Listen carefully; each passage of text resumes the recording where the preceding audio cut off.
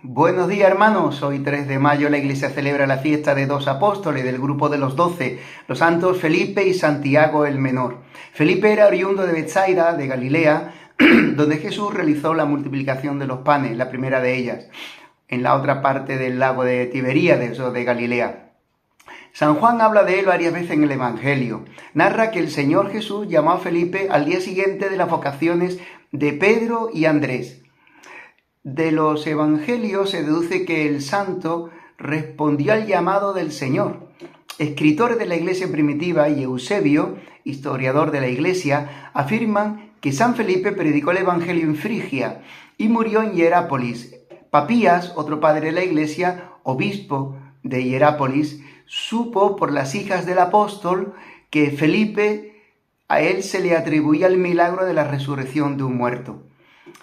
A Santiago se le llama el menor, para diferenciarlo del otro apóstol, Santiago el mayor, patrón de España, hermano de Juan el apóstol e hijo de Zebedeo. El Evangelio dice que era de Caná de Galilea y su padre se llamaba Alfeo y que era familiar de nuestro Señor Jesucristo. Es llamado el hermano del Señor, el hermano de Jesús, por tanto primo. Ya sabemos que en hebreo aj significa hermano, pero también pariente. Ajim son los hermanos, los primos, la parentela próxima de una persona. Repetimos que era hermano como llamado pariente y no hijo propio de la Virgen María, que solamente tuvo al Verbo de Dios, nuestro Señor Jesús. Decir también que en la Biblia a Abraham se le llama hermano de Labán, pero Labán era tío de Jacob. Así que decir que hermano, como venimos diciendo, es simplemente hermano de carne, es una traducción muy pobre y muy limitada a un aspecto, porque decimos que se refiere también a la parentela. Lot era sobrino de Abraham y se le llama también en el Génesis su hermano. Volviendo de nuevo al apóstol Santiago, San Pablo afirma que una de las apariciones de Jesús resucitado fue propiamente a Santiago. El libro de los Hechos narra cómo la iglesia de Jerusalén era sumamente estimado este apóstol. De hecho, era el obispo de Jerusalén. San Pablo cuenta de él la primera vez que subió a Jerusalén después de su conversión, que era una de las columnas de la comunidad cristiana, junto con Pedro y Juan. Cuando San Pedro fue liberado por un ángel de la prisión, corrió hacia la casa donde se hospedaban los discípulos y les dejó el encargo de comunicar a Santiago y a los demás que había sido liberado y que se iba a otra ciudad. Y el libro santo refiere que la última vez que San Pablo fue a Jerusalén, se dirigió antes de todo a visitar a Santiago. Y allí en casa de él se reunieron todos los jefes de la iglesia de Jerusalén. Lo dicen Hechos de los Apóstoles, capítulo 21, versículo 15. San Pablo, en la carta que escribió a los Gálatas, afirma: Santiago es, junto con Juan y Pedro, una de las columnas principales de la iglesia. Cuando los apóstoles se reunieron en Jerusalén para el primer concilio, o reunión de todos los jefes de la iglesia, este fue el apóstol al que se refieren los Hechos, este Santiago, que después escribió una carta a todos los cristianos para decirles que se abstuvieran de la sangre, de las uniones ilícitas de pecado, vivir en pecado, y también de que se ajustaran al evangelio predicado por los apóstoles, y no más, que no era necesario hacerse judío para ser cristiano. Hegesipo, un historiador del siglo II, dice: Santiago era llamado el Santo. La gente estaba segura de que nunca había cometido un pecado grave.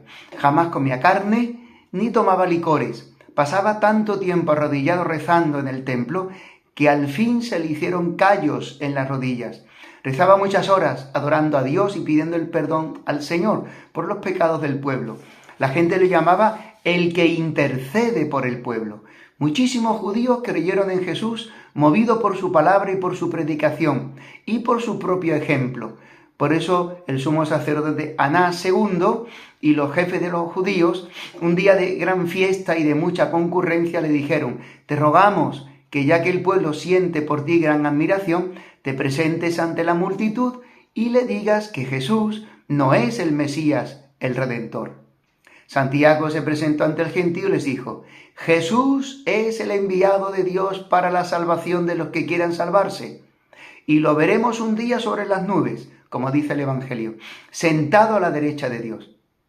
Esto, por supuesto, a los jefes de los sacerdotes les llenó de ira y se decían sorprendidos porque no es lo que esperaban que él fuera a decir. Si este hombre sigue hablando, todos los judíos se van a hacer seguidores de Jesús. Y lo llevaron a la parte más alta del templo y desde allí lo arrojaron hacia el precipicio. Santiago no murió de golpe, sino que rezaba de rodillas diciendo: Padre, Dios, te ruego que los perdones, porque no saben lo que hacen. Otro historiador judío, Flavio Josefo, dice que a Jerusalén le llegaron grandes castigos de Dios por haber asesinado a Santiago, que era considerado el hombre más santo de su tiempo. Este apóstol redactó uno de los escritos de las cartas que aparece en el Nuevo Testamento, la llamada Carta de Santiago. Esta carta es un mensaje hermoso y sumamente práctico. Ojalá ninguno de nosotros deje de leerla.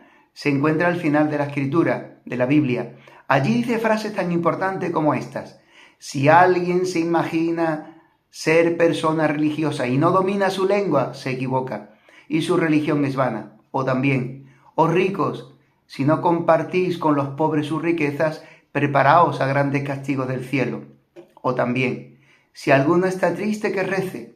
Si alguno se enferma, que llame a los presbíteros y lo unjan con el aceite santo. Y esa oración le aprovechará mucho al enfermo. De ahí sacó la Iglesia la costumbre de la unción, de realizar este sacramento de la unción de los enfermos, a los enfermos y a los moribundos. Pero la frase más famosa quizá de Santiago en esta carta es: la fe sin obras está muerta. O nadie puede amar a Dios a quien no ve si no ama a su hermano a quien ve. Hermanos, en este día nos acogemos a la intercesión de estos santos apóstoles del grupo de los 12. San Felipe y Santiago, rogad por nosotros. ¡Feliz día, hermanos!